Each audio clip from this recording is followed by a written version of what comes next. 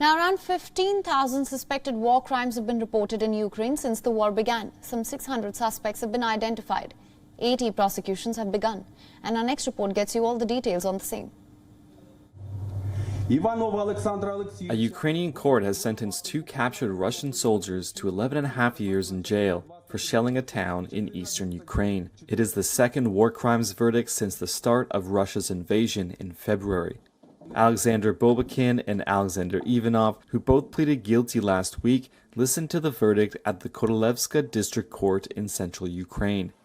The pair acknowledged being part of an artillery unit that fired Grad missiles at targets in the Kharkiv region from Russia's Belgorod. Prosecutors said the shelling destroyed an educational facility in the town of Derhachi but caused no casualties. Bobakin and Ivanov, described as an artillery driver and a gunner, were captured after crossing the border and continuing the shelling. Prosecutors had asked for 12 years, but the defense asked for leniency, saying the soldiers had been following orders and repented. After the verdict, the two were asked if they felt the sentence was fair. Both said yes.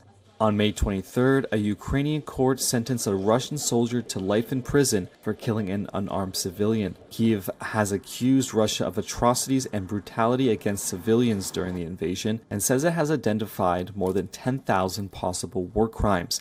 Speaking in The Hague on Tuesday, Kyiv's top prosecutor Irina Venediktova said hundreds of individual suspects had also been identified. We have more than 600 suspects. Actually, it is high level of top militaries, politicians and propaganda agents of Russian Federation. When we speak about war crimes in Ukraine, you know we have near 80 suspects, people whom we identify as war criminals and started to prosecute them. Russia has denied targeting civilians or involvement in war crimes while it carries out what it calls a special military operation in Ukraine. WION is now available in your country. Download the app now. Get all the news on the move.